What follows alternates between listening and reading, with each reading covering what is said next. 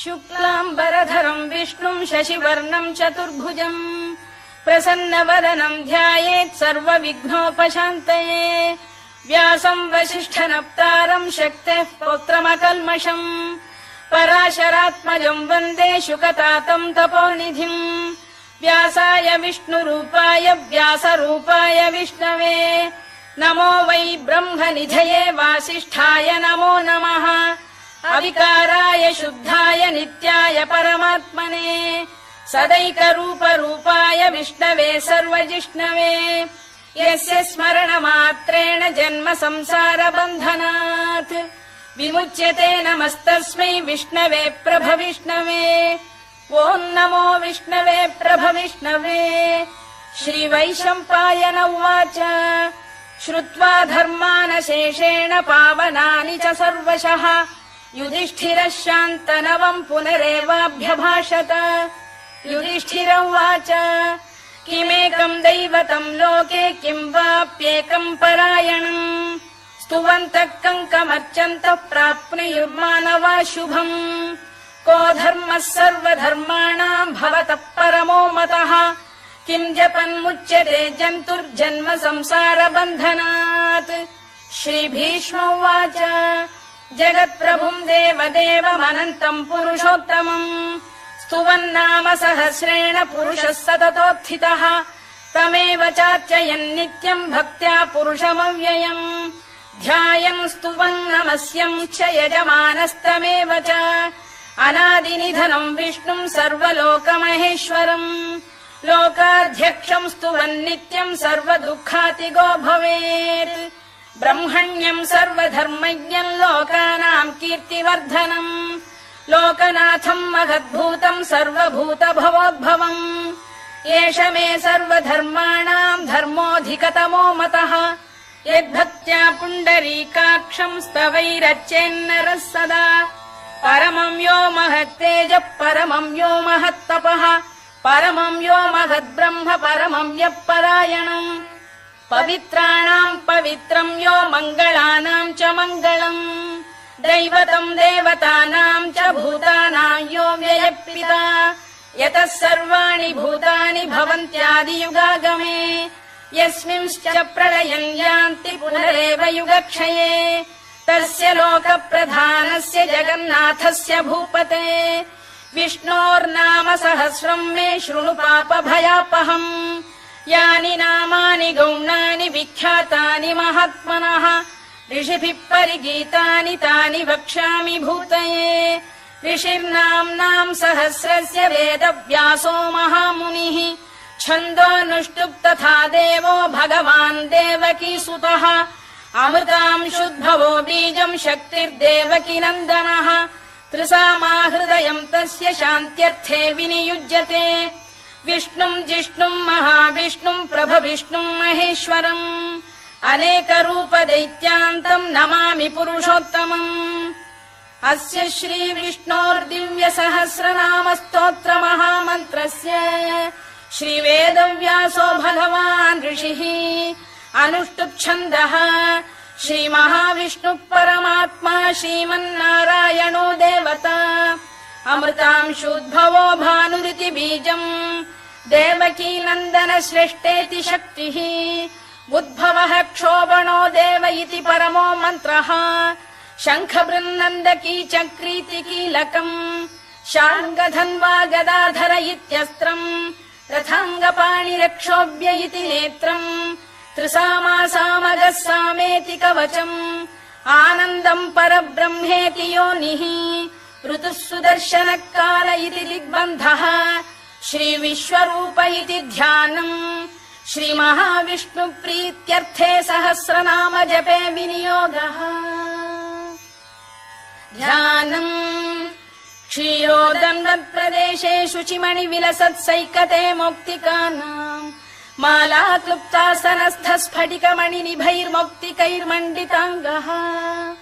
शुभ्रैरभ्रैरदभ्रैरुपरि विरचितैर्मुक्तपीयूषवर्षैः आनन्दीन पुनीयादरि नलिन गदा शङ्खपाणिर्मुकुन्दः भूः पादौ यस्य नाभिर्वियदसुरनिलश्चन्द्रसूर्यौ च नेत्रे कर्णावाशा शिरोद्यौर्मुखमपि दहनो यस्य वास्तेयमब्धिः अन्तस्थम् यस्य विश्वम् सुरनरखगो भोगि गन्धर्व दैत्यैः चित्रम् रम्यते तम् त्रिभुवन वपुषम् विष्णुमीशम् नमामि। ॐ नमो भगवते वासुदेवाय। शान्ताकारम् भुजगशयनम् पद्मनाभम् सुरेशम् विश्वाधारम् गगनसदृशम् मेघवर्णम् शुभाङ्गम् लक्ष्मीकान्तम् कमलनयनम् योगिहृध्यानगम्यम् वन्दे विष्णुम् भवभयहरम् सर्वलोकैकनाथम् मेघश्यामम् पीतकौशेयवासम् श्रीवत्साङ्कम् कौस्तुभोद्भासिताङ्गम्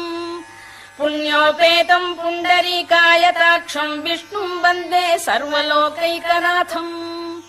नमः समस्तभूतानामादिभूताय भूभृते अनेकरूपरूपाय विष्णवे प्रभविष्णवे सशङ्खचक्रम् सकिरीटकुण्डलम् सपीतवस्त्रम् सरसीरुभेक्षणम् सहारवक्षस्थलशोभिकौस्तुभम् नमामि विष्णुम् शिरसा चतुर्भुजम् छायायाम् पारिजातस्य हेमसिंहासनोपरि आसीनमम्बुदश्याममायताक्षमलङ्कृतम् चन्द्राननम् चतुर्बाहुम् श्रीवत्साङ्कितवक्षसम् रुक्मिणी सत्यभामाभ्याम् सहितम् कृष्णमाश्रये।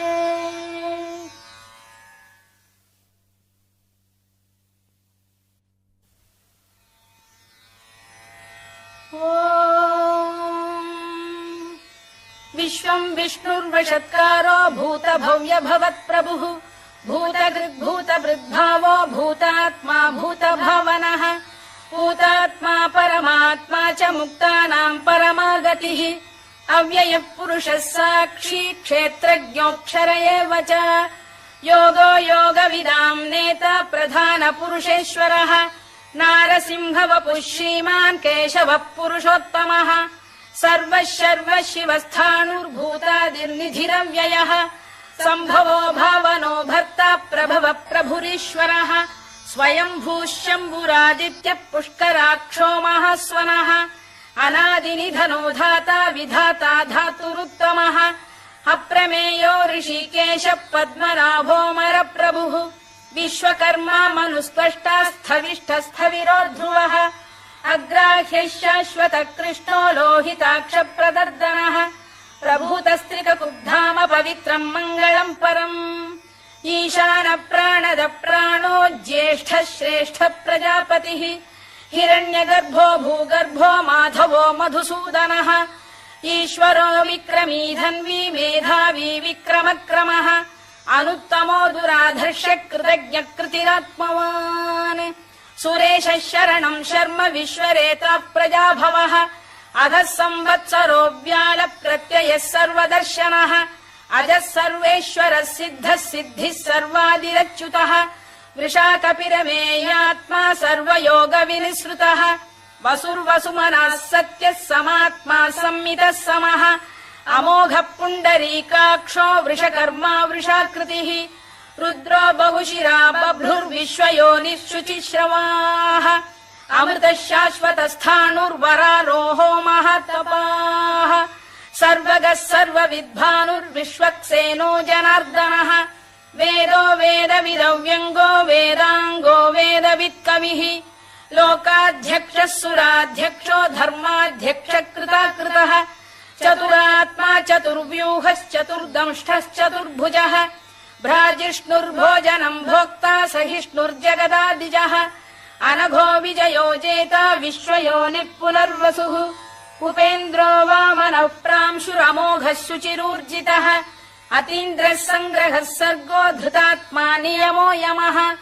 वेद्यो वैद्यः सदा योगी वीरः माधवो मधुः अतीन्द्रियो महामायो महोत्साहो महाबलः महाबुद्धिर्महावीर्यो महाशक्तिर्महाद्युतिः अनिर्देश्य वपुः श्रीमान् अमे आत्मा महादृधृत्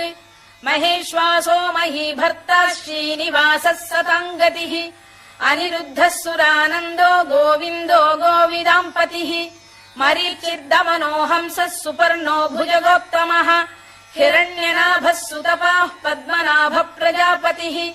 अमृत्युः सर्वदृक्सिंहः सन्धाता सन्धिमान् स्थिरः अजो दुर्मर्षणः शास्ता विश्रुतात्मा सुरारिः गुरुर्गुरुतमो धाम सत्यः सत्यपराक्रमः निमिषो निमिषस्रग्वी वाचस्पतिरुदारधीः अग्रणीर्ग्रामणी श्रीमान् न्यायो नेता समीरणः सहस्रमूर्धा विश्वात्मा सहस्राक्षः सहस्रपात् आवर्तनो निवृत्तात्मा संवृतः सम्प्रमर्दनः अधः संवर्तको वह्निरनिलो धरणीधरः सुप्रसाद प्रसन्नात्मा विश्वधृक् विश्वभुग्विभुः सत्कर्ता सत्कृतः साधुर्जह्नुर्नारायणो नरः असङ्ख्येयो प्रमेयात्मा विशिष्टः शिष्टकृच्छुचिः सिद्धार्थ सिद्ध संकल्पः सिद्धिदः सिद्धिसाधनः वृषाही वृषभो विष्णुर्वृषपर्वा वृषोदरः वर्धनो वर्धमानश्च विविक्तः श्रुतिसागरः सुभुजो दुर्धरो वाग्मी महेन्द्रो वसुदो वसुः नैकरूपो बृहद्रूपः शिपिविष्टप्रकाशनः ओजस्तेजोऽद्युतिधर प्रकाशात्मा प्रतापनः वृद्धस्पष्टाक्षरो मन्त्रश्चन्द्रांशुर्भास्करद्युतिः अमृतांशुद्भवो भानुः शशबिन्धुः सुरेश्वरः औषधम् जगतः सेतुः सत्यधर्मपराक्रमः भूतभव्यभवन्नाथः पवनः पावनो नलः कामः कामकृत्कान्तः कामः कामप्रदप्रभुः युगादिकृद्युगावर्तो नैकमायो महाशनः अदृश्यो व्यक्तरूपश्च सहस्रजिदनन्तजित् इष्टो विशिष्टः शिष्टेष्टः शिखण्डी नघुषो वृषः क्रोधः क्रोधकृत्कर्ता विश्वबाहुर्महीधरः अच्युत प्रथित प्राण प्राणदो वासवानुजः अपां निधिरधिष्ठानमप्रमत्त प्रतिष्ठितः स्कन्द स्कन्दधरो धुर्यो वरदो वायुवाहनः वासुदेवो बृहद्भानुरादिदेवः पुरन्दरः अशोकस्तारणस्तारः शूरः शौरिर्जनेश्वरः अनुकूलः शतावर्तः पद्मी पद्मनिभेक्षणः पद्मनाभोरविन्दाक्षः पद्मगर्भः शरीरभृत् महर्धिर्वृद्धो वृद्धात्मा महाक्षो गरुडध्वजः अतुलः शरभो भीमः समयज्ञो हविर्हरिः सर्वलक्षणलक्षण्यो लक्ष्मीवान् समितिञ्जयः विक्षरो रोहितो मार्गो हेतुर्दामोदरः सहः महीधरो महाभागो वेगवानमिताशनः उद्भवः क्षोभणो देवः श्रीगर्भः परमेश्वरः करणम् कारणम् कर्ता विकर्ता गहनो गुहः व्यवसायो व्यवस्थानः संस्थानस्थानदो ध्रुवः परधिः परमस्पष्टस्तुष्टः पुष्टः शुभेक्षणः रामो विरामो विरतो मार्गो नेयो नयोनयः वीरः शक्तिमताम् श्रेष्ठो धर्मो धर्मविदुत्तमः वैकुण्ठः पुरुष प्राण प्राणद प्रणव पृतुः हिरण्यगर्भः शत्रुघ्नो व्याप्तो वायुरधोक्षजः ऋतुः सुदर्शनकार परमेष्ठी परिग्रहः उग्रः संवत्सरो दक्षो विश्रामो विश्वदक्षिणः विस्तारस्थावरस्थाणुः प्रमाणम् बीजमव्ययम् अर्थोऽनर्थो महाकोशो महाभोगो महाधनः अनिर्विण्णस्थविष्ठो भूर्धर्मयूपो महामखः नक्षत्रनेमिर्नक्षत्री क्षमः क्षामः समीहनः यज्ञयुज्यो महेज्यश्च क्रतुः सत्रम् सताम् गतिः सर्वदर्शी विमुक्तात्मा सर्वज्ञो ज्ञानमुत्तमम् सुव्रतः सुमुखः सूक्ष्मः सुघोषः सुखरः सुहृद् मनोहरो जितक्रोधो वीरबाहुर्विदारणः स्वापनः स्ववशो व्यापी नैकात्मा नैककर्मकृत् वत्सरो वत्सलो वत्सी रत्नगर्भोधनेश्वरः धर्मकृद्धर्मकृद्धर्मी सदसक्षरमक्षरम् अविज्ञाता सहस्रांशुर्विधाता कृतलक्षणः गभस्तिनेमिः सत्तस्थः सिंहो भूतमहेश्वरः आदिदेवो महादेवो देवेशो देवभृद्गुरुः उत्तरो गोपतिर्गोप्ता ज्ञानगम्यः पुरातनः शरीरभूतभृद्भोक्ता कपीन्द्रो भूरि दक्षिणः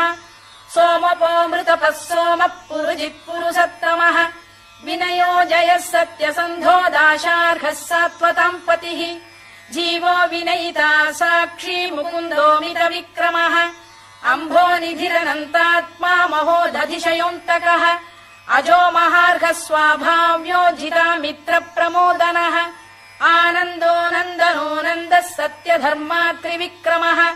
महर्षि कपिलाचार्य कृतज्ञो मेदिनीपतिः त्रिपदस्त्रिदशाध्यक्षो महाशृङ्गकृतान्तकृत् महावराहो गोविन्दः सुषेणः कनकाङ्गनी गुह्यो गभीरो गहनो गुप्तश्चक्रगदाधरः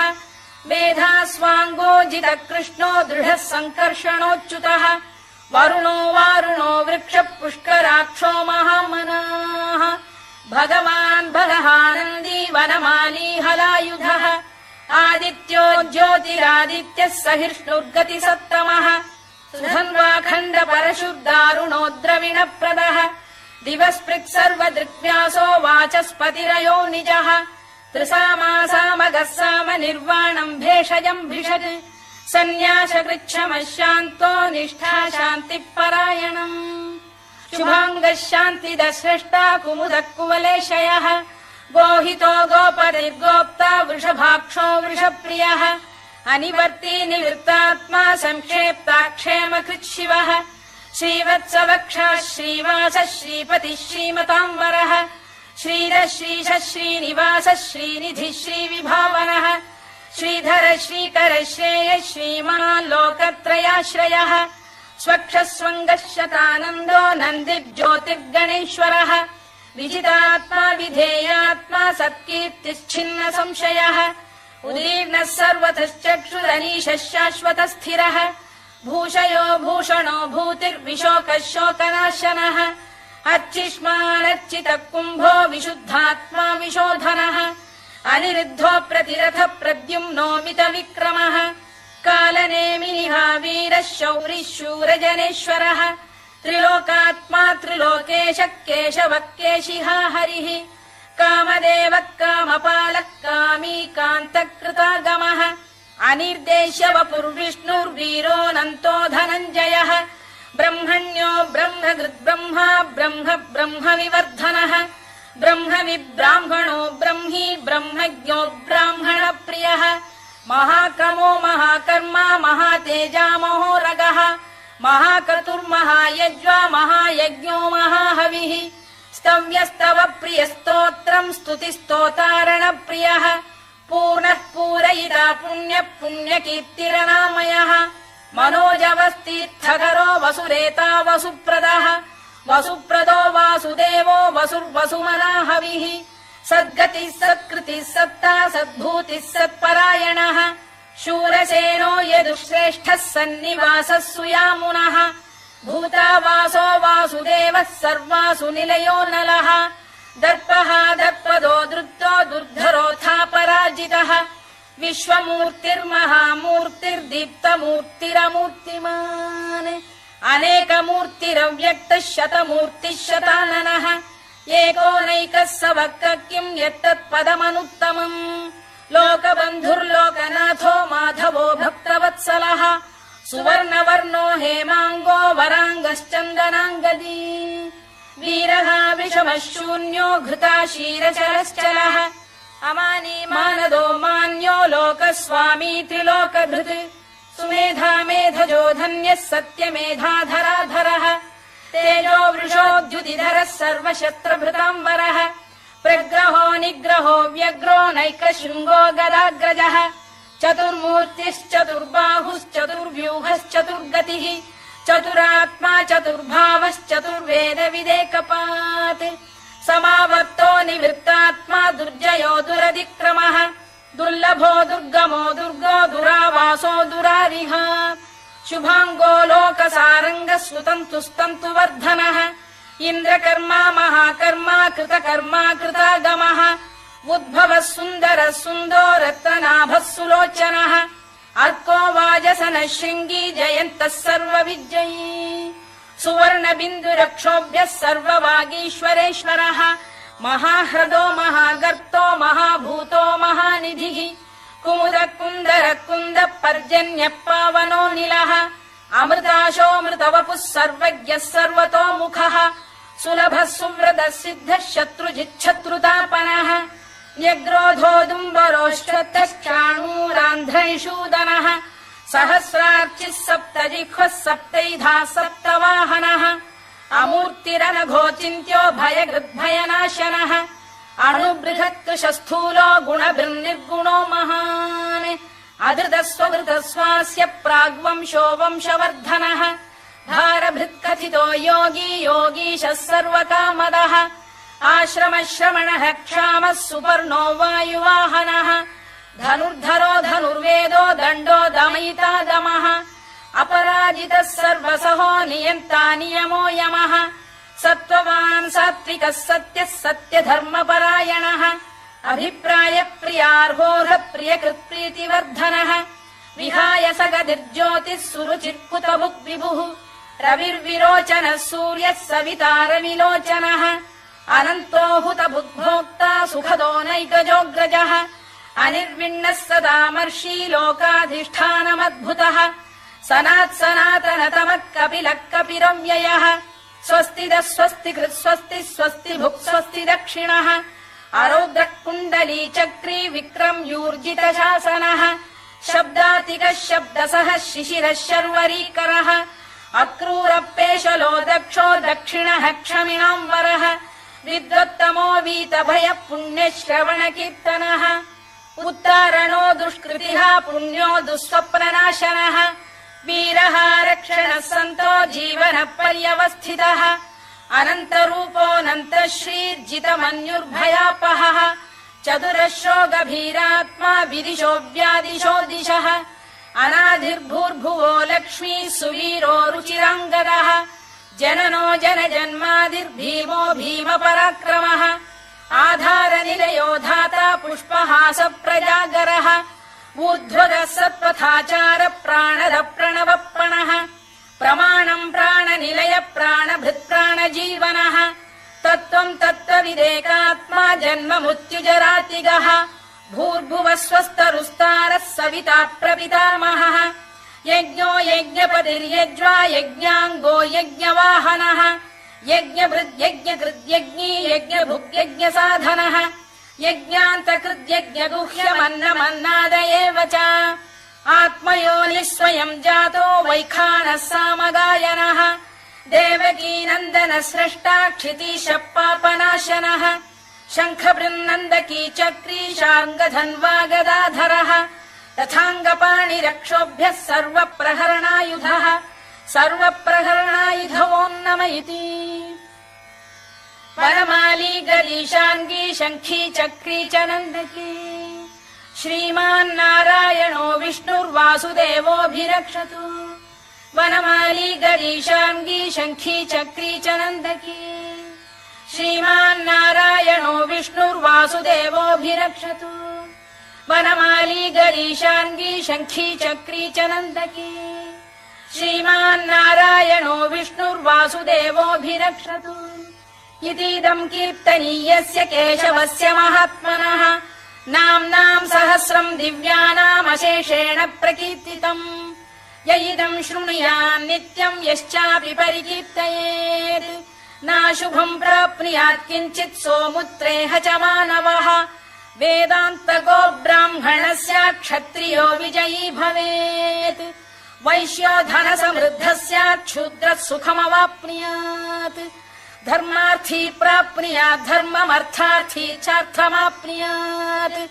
कामानवाप्नुयात् कामी प्रजार्थी चाप्नुयात् प्रजाम् भक्तिमान् यः सदोत्थाय शुचिस्तद्गतमानसः सहस्रम् वासुदेवस्य नाम्नामेतत् प्रकीर्तयेत् यशः प्राप्नोति विपुलम् याति प्राधान्यमेव च अचलाम् श्रियमाप्नोति श्रेयः प्राप्नोत्यनुत्तमम् न भयम् क्वचिदाप्नोति वीर्यम् तेजश्च विन्दति भवत्यरोगोद्युतिमान् बलरूपगुणान्वितः रोगार्तो मुच्यते रोगात् बद्धो मुच्येत बन्धनात् भयान्मुच्येत भीतस्तु मुच्येतापन्न आपदः दुर्गाण्यतितरत्याशु पुरुषः पुरुषोत्तमम् स्तुवन्नाम सहस्रेण नित्यम् भक्ति समन्वितः वासुदेवाश्रयो मर्त्यो वासुदेवपरायणः सर्वपाप विशुद्धात्मा याति ब्रह्म सनातनम् न वासुदेव भक्तानामशुभम् विद्यते क्वचित् जन्म मृत्युजरा व्याधि भयम् नैवोपजायते इमम् स्तवमधीयान श्रद्धा भक्ति समन्वितः युज्येतात्मसुखक्षान्ति श्रीधृति स्मृति कीर्तिभिः न क्रोधो न च मात्सर्यम् न लोभो न शुभा मतिः भवन्ति कृतपुण्यानाम् भक्तानाम् पुरुषोत्तमे द्यौः स चन्द्रार्कनक्षत्राखम् दिशो भूर्महो दधिः वासुदेवस्य वीर्येण विधृतानि महात्मनः ससुरासुरगन्धर्वम् स यक्षोरगराक्षसम् जगत्वशे वर्ततेदम् कृष्णस्य सचराचरम् इन्द्रियाणि मनो बुद्धिः सत्त्वम् तेजो बलम् धृतिः वासुदेवात्मकान्याहुः क्षेत्रम् क्षेत्रज्ञ एव च सर्वागमानामाचार प्रथमम् परिकल्पते आचार प्रभवो धर्मो धर्मस्य प्रभुरच्युतः ऋषयः पितरो देवा महाभूतानि धातवः जङ्गमा जङ्गमम् चेदम् जगन्नारायणोद्भवम् योगो ज्ञानम् तथा साङ्ख्यम् विद्या शिल्पादिकर्म च वेदाः शास्त्राणि विज्ञानमेतत् सर्वम् जनार्दनात् एको विष्णुर्महद्भूतम् पृथग्भूतान्यनेकशः त्रीन् लोकान् व्याप्य भूतात्मा भुङ्क्ते विश्वभुवव्ययः इमम् स्तवम् भगवतो विष्णोर्व्यासेन कीर्तितम् पठेद्य इच्छेत् पुरुषः श्रेयत् प्राप्तुम् सुखानि च विश्वेश्वरमजम् देवम् जगतः प्रभुमव्ययम् भजन्ति ये पुष्कराक्षम् न ते यान्ति पराभवम् न ते यान्ति पराभवम् ओन्नम इति अर्जुनोवाच पद्मपत्र विशालाक्ष पद्मनाभसुरोत्तम भक्तानामनुरक्तानाम् त्राता भव जनार्दन श्रीभगवानुवाच यो माम् नाम सहस्रेण स्तोतुमिच्छति पाण्डव सोऽहमेकेन श्लोकेन स्तुत एव न संशयः स्तुत एव न संशयोऽन्नम इति व्यास उवाच वासनाद्वासुदेवस्य वासितम् भुवनत्रयम् सर्वभूतनिवासोऽसि वासुदेव नमोऽस्तु ते वासुदेव नमोऽस्तु ओन्नम इति पार्वत्युवाच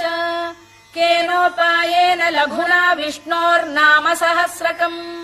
पठ्यते पण्डितैर्नित्यम् श्रोतुमिच्छाम्यहम् प्रभो ईश्वर उवाच श्रीराम राम रामेति रमे रामे मनोरमे सहस्रनाम तत्तुल्यम् राम नाम वरानने श्रीराम राम रामेति रमे रामे मनोरमे सहस्रनाम तत्तुल्यम् राम नाम वरानने श्रीराम राम रामेति रमे रामे मनोरमे सहस्रनाम तत्तुल्यम् राम नाम वरानने राम नाम वरानन ओन्नम इति ब्रह्मोवाच नमोऽस्त्वनन्ताय सहस्रमूर्तये सहस्रपादाक्षि शिरोरुबाहवे सहस्रनाम्ने पुरुषाय शाश्वते सहस्रकोटियुगधारिणे नमः सहस्रकोटियुगधारिणे नम ओन्नम इति सञ्जय उवाच यत्र योगेश्वर कृष्णो यत्र पार्थो धनुर्धरः तत्र श्रीविजयो भूतिर्ध्रुवानीतिर्मतिर्मम श्रीभगवानुवाच अनन्याश्चिन्तयन्तो मां ये जनाः पर्युपासते तेषाम् नित्याभियुक्तानां योगक्षेमम् वहाम्यहम् परित्राणाय साधूनां विनाशाय च दुष्कृताम् धर्म संस्थापनार्थाय सम्भवामि युगे युगे आर्ता विषण्णाः शिथिलाश्च भीता घोरेषु च व्याधिषु वर्तमानाः संकीर्त्य नारायण शब्दमात्रम् विमुक्त दुःखाः सुखिनो भवन्तु कायेन वाचा मनसेन्द्रियैर्वा बुद्ध्यात्मना वा प्रकृते स्वभावात् करोमि यद्यत् सकलम् परस्मै नारायणायेति समर्पयामि।